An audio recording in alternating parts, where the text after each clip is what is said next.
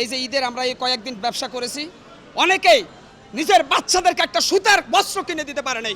যে কয় টাকা পেয়েছে এটা দিয়ে বাড়িওয়ালার পিছনের ভাড়া বকেয়া বিল পরিশোধ করতেছে। অনেক বাড়িওয়ালা বিদ্যুতের লাইন কেটে দিয়েছে ভাই। এই শ্রমিকরা কাজ করার পরে বাসায় ফ্যান ছাড়া ঘুমিয়েছে। দিনের পর দিন লকডাউন। কিসের লকডাউন? কার জন্য?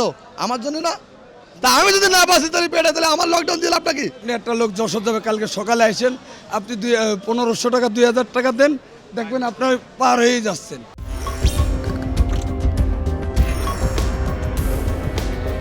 আমরা তো দিন আনা দিন খাই, আমার কথা কে শুনবে? আমরা যে মাসের পর মাস লস খেয়ে গাড়িগুলো ড্যামারেজ দিয়ে বসায় স্টাফ বেতন দিয়ে আমাদের দেবে কে? দিনের পর দিন লকডাউন। কিসের লকডাউন? কিসের? কার জন্য? আমার জন্য না। তা আমি যদি না বাঁচি তাহলে পেটে, তাহলে আমার লকডাউন দিল আপনার কি? আমাদের গণপরিবহন বন্ধ করে দিলেন। আপনার কোনো যাত্রী চিটাগাং থেকে টেকনাফ থেকে তেঁতুলিয়া যাওয়া কি বন্ধ আছে? তার বর্তমান এসি গাড়িতে 12-13 জন করে বাইক হয়ে যায়, এক একজন ভাড়া 4000 টাকা। সে গাড়িগুলোকে বন্ধ করেছে সরকার।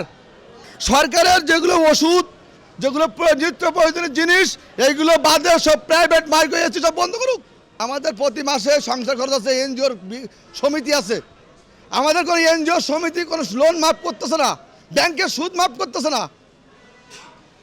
তাহলে আমরা কোথা থেকে দেবো? আমার ছেলে মেয়ে বাজার করতে পারতেছে না, আমরা কি ভ্যান চালাবো? আমরা কি মোটর গাড়ির চাকরি শিখেছি ভ্যান চালানোর জন্য? যদি আপনার সরকার যদি লকডাউন শাটডাউন দেয়, সমস্ত কিছু বন্ধ করে দেওয়া উচিত। যেহেতু আমাদের কোনো পরিবহন আপনার চলে না। দেখেন, আপনি একটা লোক যশোর যাবে, কালকে সকালে আসেন, আপনি 1500 টাকা 2000 টাকা দেন, দেখবেন আপনার পার হয়ে যাচ্ছেন। 3 ফিট তো দূরত্ব বজায় আছে, দেখেন নাই, ঘাসায় ঘাসায় আছে। যদি জিজ্ঞেস করে আপনি কি কয়, আমার এটা ভাই, এটা আমার বউ, এটা আমার ওয়াইফ, এটা আমার বাচ্চা। আজকে দেখেন, এই যে ঈদের আমরা এই কয়েকদিন ব্যবসা করেছি, অনেকেই নিজের বাচ্চাদেরকে একটা সুতার বস্ত্র কিনে দিতে পারে নাই। অনেকেই আজকে যে কয় টাকা পেয়েছে ইনকাম করে ভাই, এটা দিয়ে বাড়িওয়ালার পিছনের ভাড়া বকেয়া বিল পরিশোধ করতেছে। অনেক বাড়িওয়ালা বিদ্যুতের লাইন কেটে দিয়েছে ভাই। এই শ্রমিকরা কাজ করার পরে বাসায় ফ্যান ছাড়া ঘুমিয়েছে ভাই।